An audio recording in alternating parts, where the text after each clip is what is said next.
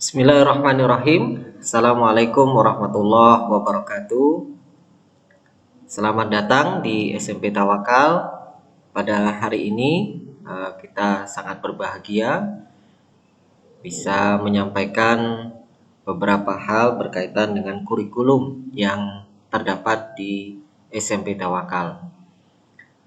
Mari kita panjatkan puji syukur kepada Allah Subhanahu wa taala yang telah banyak memberikan kita nikmat, karunia, rahmatnya kepada kita semua ini, kepada Bapak, Ibu, Ayah dan Bunda, serta peserta didik SMP Tawakal seluruhnya. Pada kali ini saya akan menyampaikan berkaitan dengan kurikulum SMP Tawakal yang kita beri judul Segitiga Kemitraan SMP Tawakal, yaitu pihak sekolah, kemudian pihak komite, yaitu orang tua, wali murid, dan peserta didik. Kita mulai untuk penjelasan pada materi ini.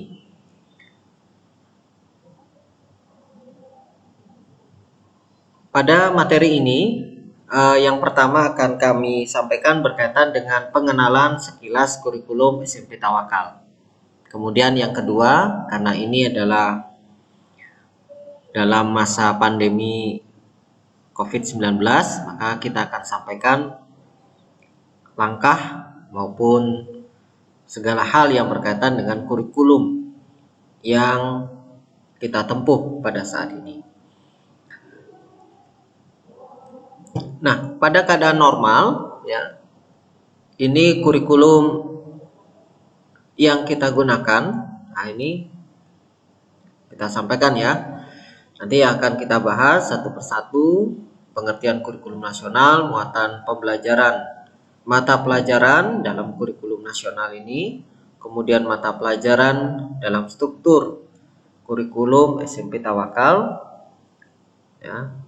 Kalau kemarin sudah disampaikan ya untuk pengampu mata pelajarannya secara live, kemudian sistem penilaian kurikulum nasional, kemudian skala rentang penilaiannya, serta ketuntasan belajar minimal.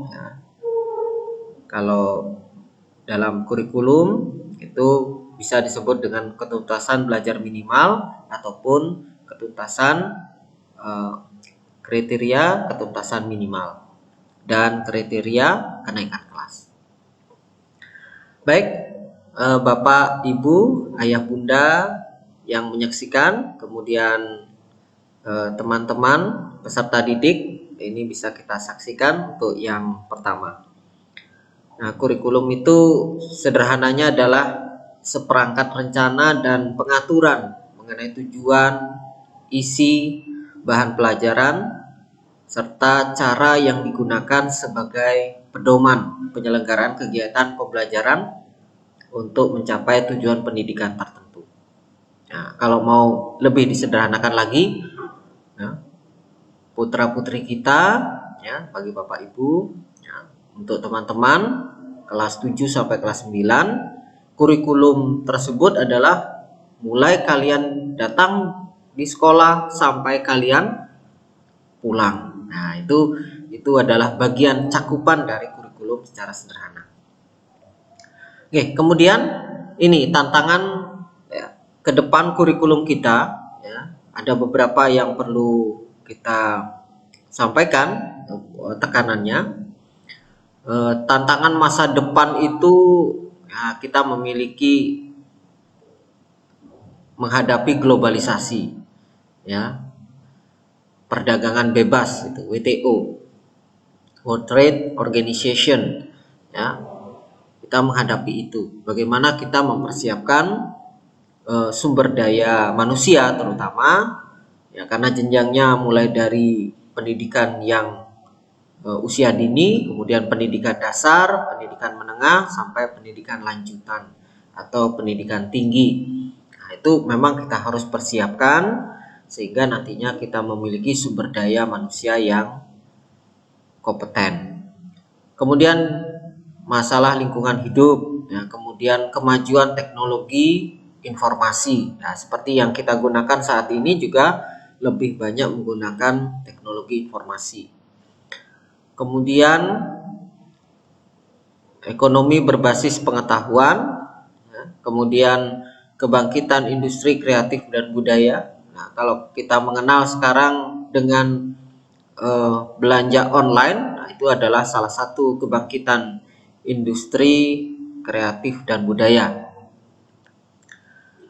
Kemudian yang terakhir di paling bawah itu tantangan masa depan itu adalah materi TIMSS dan PISA. Itu adalah alat ukur yang digunakan pada saat ini kemajuan pendidikan yang ada di Indonesia itu dengan TIMSS dan PISA.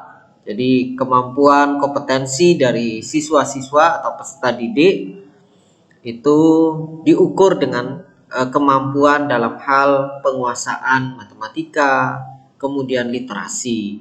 Itu dua hal yang paling ditekankan pada saat pada tantangan masa depan. Kemudian pada persepsi masyarakat itu, ya, kalau sekarang pembelajarannya online, ya, pembelajarannya online seperti ini, maka beban siswa berbeda, ya, dibandingkan dengan yang tidak online seperti itu. Dan kalau persepsi masyarakat itu terlalu menitik beratkan pada aspek kognitif, aspek yang bersifat penalaran akademik, ya. Nah, untuk saat-saat ini memang nanti kita akan jelaskan, ya, persepsi masyarakat nanti harus kita ubah bahwa kurikulum yang kita gunakan untuk saat ini, ya, saat kita menghadapi pandemi adalah kurikulum yang berbasis bermakna, ya. Kemudian perkembangan pengetahuan dan pedagogik, ya, itu di sana dikatakan di sana neurologi berkaitan dengan perkembangan dari ilmu-ilmu kedokteran, kemudian psikologi dan observation based atau discovery learning dan collaborative learning. Jadi ada beberapa lintas ilmu yang digunakan di dalam perkembangan kurikulum. Kemudian kompetensi masa depan itu yang diminta oleh tantangan masa depan itu adalah kemampuan kita berkomunikasi, kemudian kemampuan untuk berpikir yang jernih dan kritis, kemampuan mempertimbangkan segi moral suatu masalah, kemudian kemampuan menjadi warga negara yang bertanggung jawab, ya, kemampuan mencoba untuk mengerti dan toleran terhadap pandangan yang berbeda. Artinya diminta untuk dapat menerima perubahan-perubahan, dapat menerima akulturasi dari segala pandangan-pandangan yang berbeda. Kemudian kemampuan hidup dalam masyarakat yang mengglobal, artinya tidak ada sekat-sekat, ya, tidak ada sekat-sekat antara satu daerah dengan daerah lain atau sekat-sekat yang membatasi antara satu institusi dengan institusi yang lainnya. Kemudian memiliki minat yang luas dalam kehidupan, kesiapan untuk bekerja, kecerdasan sesuai dengan bakat atau minatnya, dan rasa tanggung jawab terhadap lingkungan. Nah, di samping itu ada beberapa fenomena-fenomena yang mengemuka masih berkaitan dengan perkelahian pelajar, ya. Kemudian yang menjadi bahaya laten adalah narkoba, ya. Narkoba sudah sampai kemana-mana. Kemudian juga korupsi, ya. Nah, korupsi ini berkaitan dengan prinsip-prinsip yang merusak sendi sosial, ya, prinsip yang merusak sendi sosial, sehingga nanti kaitannya, akibatnya kepada pendidikan itu membawa dampak yang buruk, ya, dampak yang buruk. Sehingga kalau untuk pendidikan, yaitu APBN pemerintah sudah menganggarkan, ya, 20%. Nah, kalau misalkan ini ada penggelapan keuangan, ya, maka ada kaitannya nanti dengan kualitas pendidikan yang menurun. Nah, kalau kemudian ini berkaitan dengan budaya-budaya yang ada di kalangan peserta didik, misalnya plagiarisme, ya, meniru, kemudian kecurangan dalam ujian, ya, contek, mengerpek, gitu ya, kemudian gejolak-gejolak yang ada di masyarakat, termasuk yang kita nanti akan bicarakan, ya, berkaitan dengan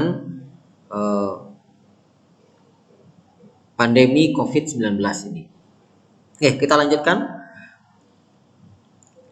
Nah, muatan kurikulum yang ada di SMP itu dikelompokkan menjadi 3, ya, terutama menjadi 3, yaitu mata pelajaran kelompok A, kelompok B, dan muatan lokal. Nah, kita lihat penjelasannya secara singkat saja. Muatan kelompok A merupakan program kurikuler yang bertujuan untuk mengembangkan kompetensi sikap, kompetensi pengetahuan, dan keterampilan. Sedangkan untuk pelajaran umum kelompok B merupakan kurikuler yang bertujuan untuk mengembangkan kompetensi sikap, ya, kemudian kompetensi pengetahuan dan kompetensi keterampilan. Nah, A dan B ini sama pada bagian pokoknya, tetapi berbeda dalam hal nanti penerapannya nanti. Ya, kalau yang A kemampuan dalam kehidupan bermasyarakat, berbangsa dan bernegara, sedangkan pada mata pelajaran umum kelompok B itu terkait dengan lingkungan bidang sosial, budaya, dan seni. Nah, untuk strukturnya seperti ini, ya. Nanti Bapak Ibu, Ayah Bunda yang menyaksikan siaran ini, ya, kita bisa lihat nanti di kelas 7 seperti ini. Ini dalam keadaan normal, nggih, untuk Bapak dan Ibu sekalian. Dari kelas 7 sampai kelas 9, ya, teman-teman juga bisa menyaksikan. Ini alokasi per minggunya, ya, nanti contoh, ya, kalau untuk bahasa Inggris, ya, nomor 7 kita lihat di sana, ya, kelas 7 4 jam pelajaran, kelas 8 sama 4 jam pelajaran, dan kelas 9 juga 4 jam pelajaran. Ya, jadi total jumlah jam pelajaran per minggunya 36 jam. Oke, kemudian untuk mata pelajaran muatan lokal itu selama ini, ya, yang ada di SMP Tawakal itu ada 3, yaitu pelajaran bahasa Bali itu 2 jam pelajaran, ya, kemudian bahasa Arab 2 jam pelajaran, dan Al-Quran 2 jam pelajaran, ya. Kemudian ditambah dengan ekstrakurikuler wajib, ya, yang sudah kita ketahui bersama, yaitu kepramukaan dan kegiatan sholat duha. Nah, ini menjadi salah satu barometer pembinaan karakter kita, pembiasaan ibadah, ya, sholat duha, sehingga nantinya setelah lulus dari SMP Tawakal menjadi suatu kebiasaan, menjadi suatu karakter. Kemudian sistem penilaiannya itu, ini hanya tulisan yang saya baca, yaitu prinsip penilaian kurikulum nasional adalah sahih, objektif, adil, terpadu, ekonomis, transparan, menyeluruh, dan berkesinambungan, sistematis, akuntabel, dan edukatif. Nah, itu sifatnya demikian. Nah, ini sistem penilaian kurikulumnya, ya, bisa melalui salah satu saja ini, yaitu penilaian sikap bisa dengan observasi atau penilaian antar peserta didik, penilaian diri maupun jurnal. Sedangkan pengetahuan itu bisa dengan tes tulis, tes lisan, penugasan. Sedangkan untuk keterampilan itu dengan praktek, bisa dengan proyek maupun portofolio. Nah, untuk skala rentang penilaiannya, ya, berdasarkan peraturan pemerintah itu sekarang skalanya dari 1 sampai 100 dengan predikat, ya, sangat baik, baik, cukup, dan kurang, disertai dengan deskripsi, ya, yang akan disampaikan oleh masing-masing guru kepada peserta didik.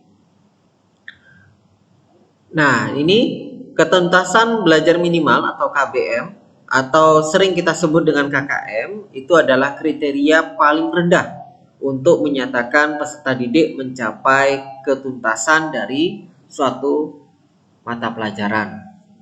Alhamdulillah Bapak, Ibu, Ayah, Bunda, serta teman-teman kelas 7 sampai kelas 9 ya, ini kriteria paling rendah ya.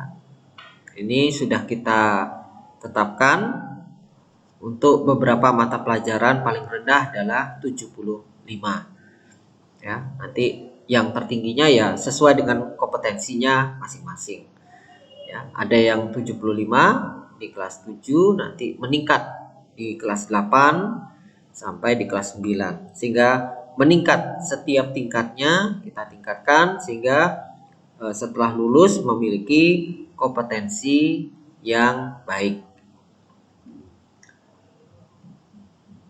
Nah, jika di bawah KBM nanti akan mengikuti program remedial. Nah, ini Bapak Ibu serta Ayah Bunda, teman-teman, ini program remedial ini adalah dalam keadaan normal. Oke, kita lanjutkan. Ini adalah salah satu contohnya ya. Salah satu contoh bagaimana kita menilai ya, sikap, pengetahuan maupun keterampilan.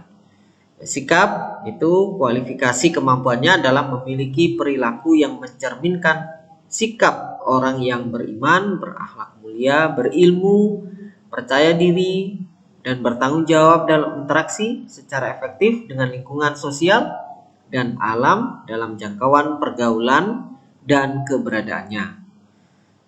Itu sikap, okay?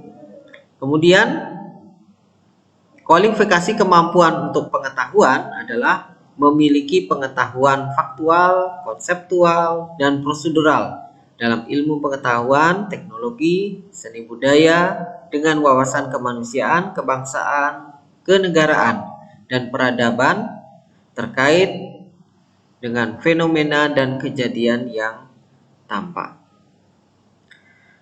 Kemudian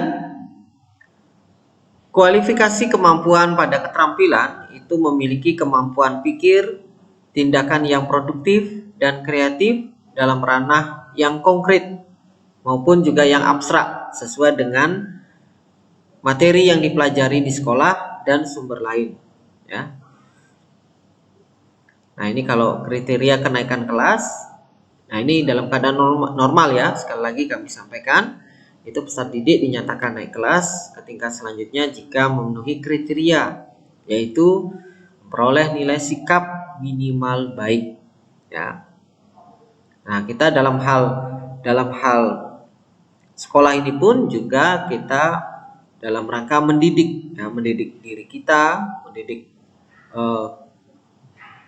emosional maupun secara akademik ya, itu agar menjadi lebih baik.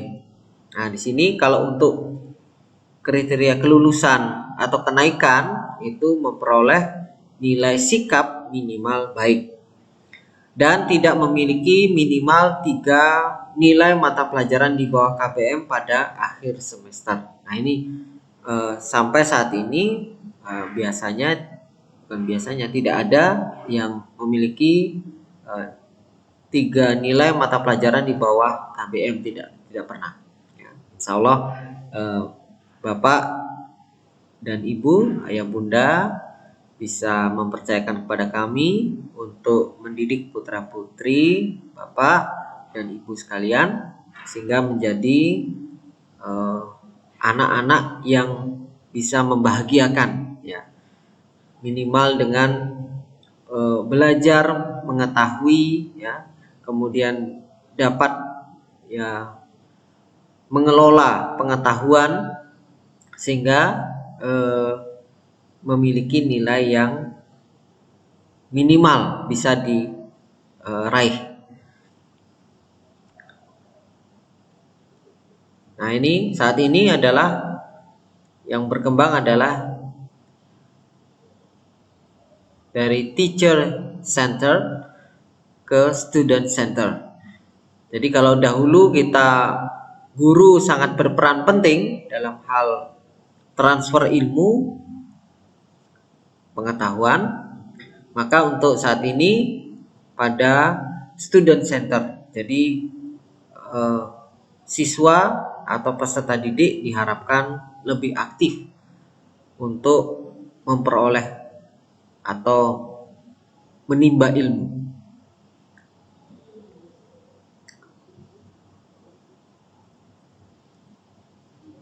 Ya, ini. Nah, saat ini teknologi pembelajaran berbasis teknologi informasi mulai diterapkan. Nah, kami harapkan Bapak, Ibu, Ayah, Bunda ini bisa untuk diwujudkan, ya, diwujudkan bahwa saat ini teknologi pembelajaran itu sudah berbasis teknologi informasi. Dari media manapun, ya, peserta didik dapat memperoleh pengetahuan, wawasan, maupun yang lain-lainnya. Sehingga dengan itu nanti peserta didik dapat meningkatkan kemampuan atau meningkatkan kompetensinya.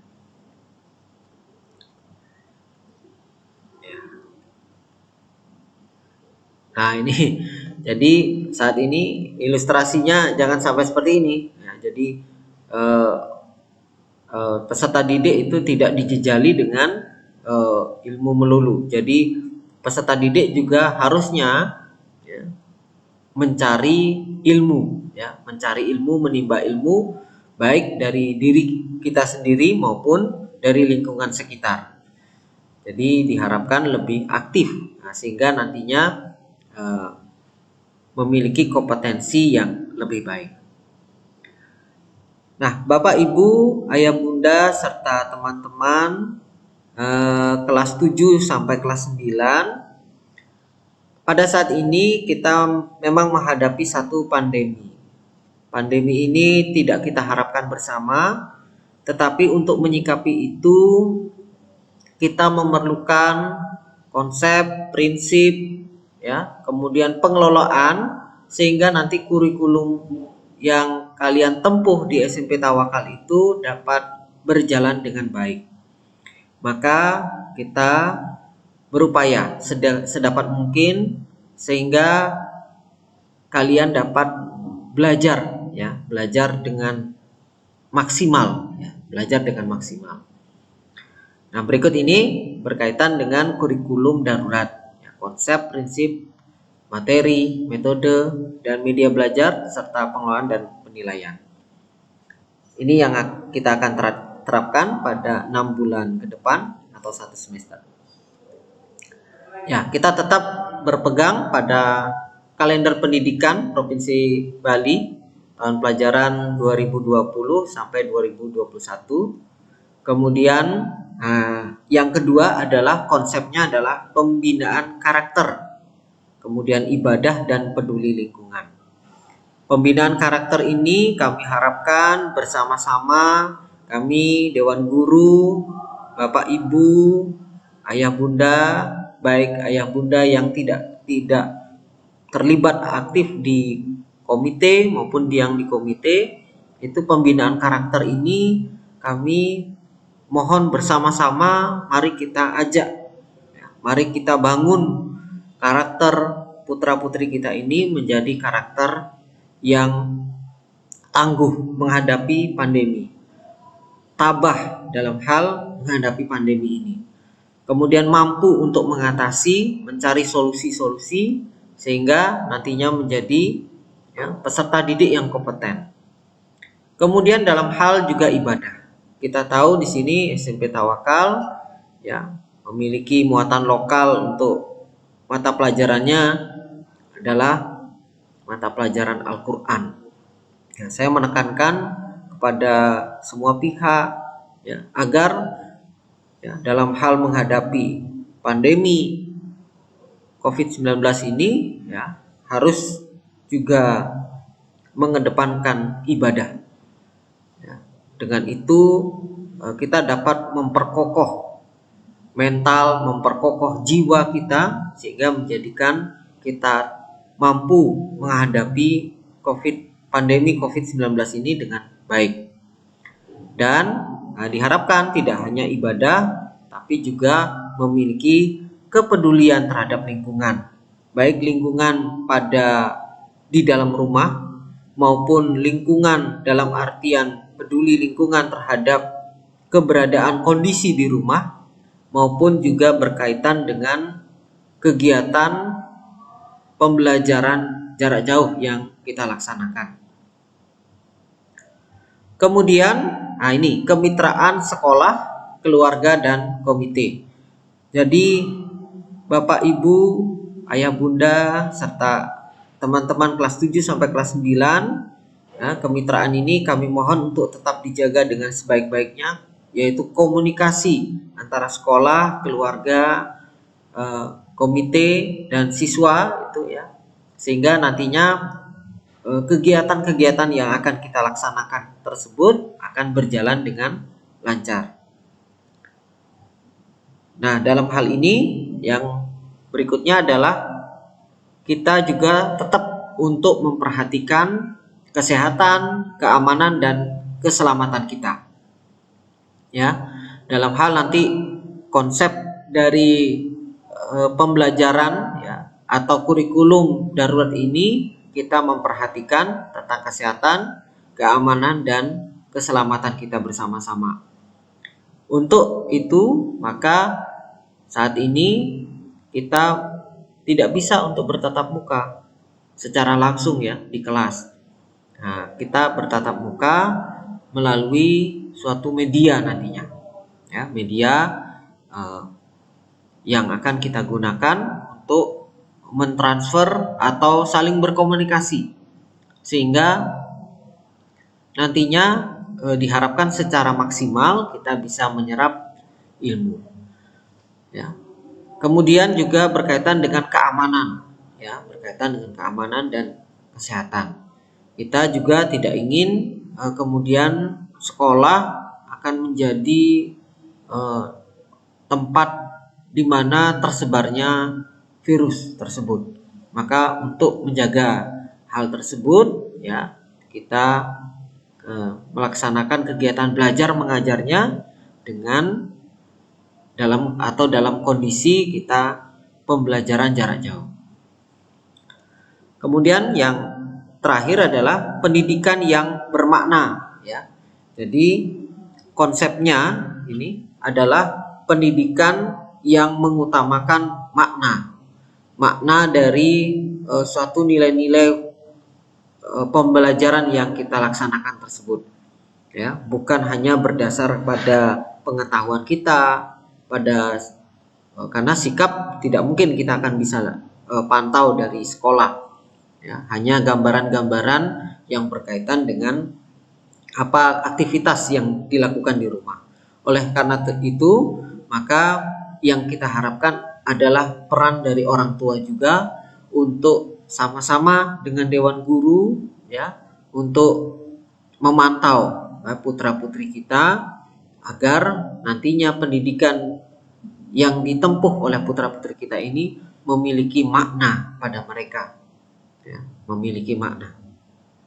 Kemudian prinsip ini, nah prinsip dari kurikulum darurat ini adalah pembelajaran PJJ, kami singkat ya, PJJ daring dan luring. PJJ itu adalah pembelajaran jarak jauh, daring itu adalah dalam jaringan, dan luring itu adalah luar jaringan. Maka ada dua prinsip ini yang kita gunakan yang menjadi kegiatan-kegiatan kita nantinya. Kemudian fasilitas sarana yang tersedia. Ya, kita tahu pada saat ini kita sangat menggantungkan ya, dengan sarana prasarana teknologi informasi. Ya. Nah, ini harus kita maklumi bersama-sama karena kita melakukan aktivitas itu pembelajarannya jarak jauh secara daring maupun luring. Artinya memang kita harus memiliki fasilitas atau sarana yang untuk menunjang. Namun kalau Bapak Ibu, Ayah Bunda yang kami cintai bersama, putra putri dalam hal menempuh pendidikan di sini, kalaupun memiliki fasilitas atau sarana yang kiranya belum memadai sehingga belum bisa untuk mengikuti kegiatan pembelajaran jarak jauh, maka ini kami mohon untuk dikomunikasikan secara baik dengan wali kelas, sehingga nantinya akan tercipta suasana yang kondusif, suasana yang saling mendukung secara positif. Ya, ada hal-hal yang nanti mungkin dalam kegiatan sehari-hari kita, kalaupun ada keterhambatan, ada kendala, itu kami mohon untuk kita berkomunikasi, sehingga dalam hal ini kita bisa membantu, ya, memfasilitasi putra-putri kita untuk memperoleh atau menimba ilmu dengan baik. Kemudian, nah ini, everyone is teacher and everything is classroom. Jadi setiap orang di antara kita ini bisa menjadi guru. Ya, bukan berarti nanti Bapak Ibu, ya, mohon nanti dalam arti mendampingi, ya, putra putrinya itu dalam hal pembelajaran di rumah, ya. Kemudian dimanapun, ya, itu bisa menjadi kelas, ya. Bisa menjadi kelas, bisa di rumah, ya, atau di lingkungan di dalam rumah, itu bisa menjadi suatu ruang kelas, ya. Pembelajaran bisa dilaksanakan dimanapun. Ya, kemudian, nah ini kami harapkan ini adalah pola interaksi dan komunikasi, ya, komunikasi yang positif antara orang tua, guru, dan siswa. Kemudian dalam hal prinsip kita juga mengandalkan untuk agar siswa itu kita arahkan untuk kreatif, kemudian memiliki karakter dan inovatif, ya. Sehingga nantinya hasil akhirnya berupa produknya, baik itu berupa benda maupun tidak berupa benda tetapi berupa sikap, itu yang kita harapkan. Jadi sikap-sikap dalam hal kita di rumah, ya, sikap memiliki karakter, ya, yang baik itu adalah salah satu produk yang kita harapkan. Jadi ada perubahan, produk itu bahasanya perubahan dari misalkan dulu belum mengetahui suatu pengetahuan siswa kita, ya, kita harapkan mampu untuk mengetahui hal tersebut. Artinya dari yang tidak tahu menjadi tahu, yang dari sebelumnya belum paham menjadi paham. Itu yang kita harapkan. Prinsip-prinsip walaupun dalam keadaan darurat ini tetap diharapkan ada produk, ada hasil, ya, ada perubahan ke arah yang lebih baik. Kemudian tentang materi, metode, dan media belajarnya, ada yang textbook dan ada yang non textbook, ya. Kalau yang textbook beberapa waktu yang lalu kami sudah sampaikan buku bahan ajar kepada Bapak Ibu sekalian, Ayah Bunda, dan ada yang non textbook, yaitu misalkan bisa mendapatkan materi-materi itu di lingkungan, bisa di lingkungan, ya. Bisa mendapatkan materi-materi itu dari Bapak Ibu Ayah Bunda sekalian, ya. Kemudian metodenya kalau textbook ya, textbook bisa dengan inquiry. Kita meneliti suatu permasalahan, suatu hal, kemudian bisa project based learning. Ya. Kita memberikan project, ya, memberikan proyek. Ya, kemudian problem based learning. Kita memberikan suatu masalah, bagaimana siswa kita untuk memecahkan masalah tersebut.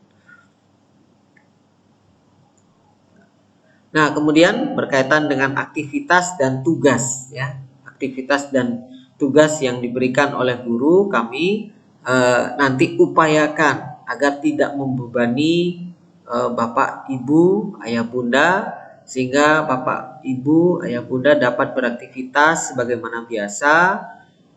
Kemudian putra-putrinya kami harapkan bisa mengerjakan tugas tersebut dengan mandiri. Ini yang kita harapkan, ya. Dalam hal nantinya hasilnya adalah mereka yang merasakan, mereka yang dapat memberikan kepuasan bagi diri mereka, mereka bangga dengan apa yang mereka pelajari, apa yang mereka hasilkan. Nah, ini media belajar itu bisa dari lingkungan sendiri, tidak mesti harus keluar, ya, tidak mesti harus mengeluarkan biaya yang besar. Kita dapat media belajar itu banyak macamnya yang ada di rumah. Nah, kemudian berikutnya adalah pengelolaan dan penilaian. Ini bagian terakhir kami, yaitu penyiapan sarana komunikasi. Nah, kami harapkan jika Bapak Ibu mampu nanti sarana komunikasinya di antara kita ini bisa dengan melalui wali kelas, ya. Kemudian sarananya nanti bisa sarana komunikasinya banyak hal nanti kita akan bisa sediakan, ya. Nanti kalau memang Bapak Ibu dalam keadaan normal nanti bisa bertatap muka, kita alhamdulillah kita bisa bertatap muka menyampaikan hal-hal yang menjadi kendala harapan-harapan dari Bapak Ibu Ayah Bunda sekalian.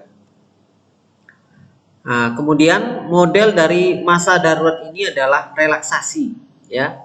Jadi dalam hal penugasan itu pun juga kami nanti akan berupaya semaksimal mungkin agar tidak menjadikan beban, ya, menjadikan pembelajaran itu hal-hal yang pokok, hal-hal yang sangat esensial sekali, sehingga nanti tidak memberatkan putra-putri, apalagi kemudian putra-putri kita nanti karena belum mengerti langkah-langkahnya akan membebani Bapak Ibu sekalian. Nah, ini kami harapkan nanti dikomunikasikan sehingga bisa kita temukan solusinya, sehingga dalam masa darurat ini atau dalam pandemi COVID-19 ini kita dapat menghadapinya dengan baik. Kemudian, nah ini yang sudah kami sampaikan tadi adalah pendidikan bermakna, ya.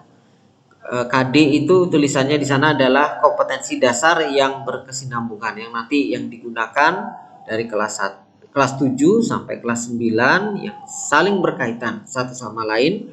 Nah, itu yang pokok-pokok yang akan kami berikan, kita transfer ilmunya kepada putra-putri. Oke, kemudian kontrak belajar yang punctuality, artinya Bapak Ibu kami mohon untuk menyiapkan putra-putri, atau kalau sudah mandiri putra-putri kita itu, maka kita siapkan baik itu sarana prasarananya, ya, kemudian waktunya itu tepat waktu. Jadi kalau kita dalam hal pembelajaran misalkan jam 8 pagi sudah kita mulai, maka jam 7.40, 7.45 kami harapkan sudah hadir, ya. Sudah hadir misalkan di pertemuan menggunakan satu media, misalkan di Facebook atau di YouTube, artinya Bapak Ibu, ya, dapat memantau juga putra-putrinya sehingga pada saat kita mulai pembelajaran itu sudah maksimal nanti. Kemudian right on purpose. Jadi kita akan berupaya bahwa apa yang kita akan ajarkan, yang akan kita sajikan itu memiliki tujuan, ya, tujuan yang bermakna. Yang tadi yang sudah disampaikan, right on purpose. Jadi ada tujuan-tujuan tertentu dari materi-materi yang disampaikan. Dan right benefit.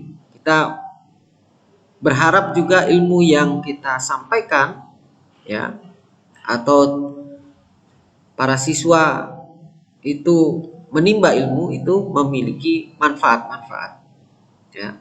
Dengan itu nanti bisa berguna dalam kehidupan mereka selanjutnya. Nah, dalam hal ini yang bagian akhir adalah kita mencoba, ya, Bapak Ibu, Ayah Bunda, jika mengalami ada kesulitan, kami juga mengalami kesulitan, kita cari solusinya. Ada umpan balik, ya, ada umpan balik, ada komunikasi yang baik antara kita.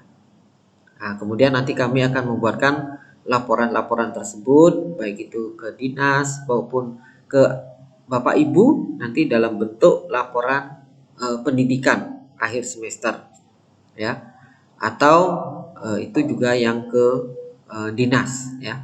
Nah, dalam hal ini nanti kami harapkan kritik dan saran yang membangun, yang konstruktif, sehingga nantinya pendidikan yang berlangsung bagi putra-putri kita ini dapat memiliki manfaat bagi mereka.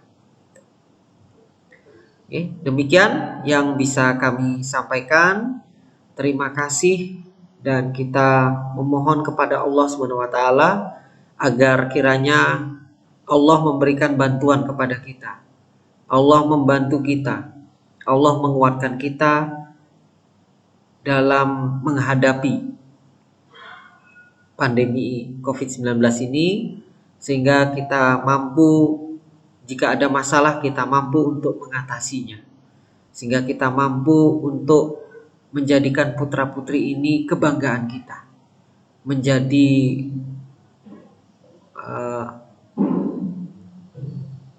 suatu permata di hati kita. Demikian yang bisa kami sampaikan. Mohon maaf jika ada kata-kata kami yang kurang berkenan bagi Bapak dan Ibu sekalian. Wassalamualaikum warahmatullahi wabarakatuh.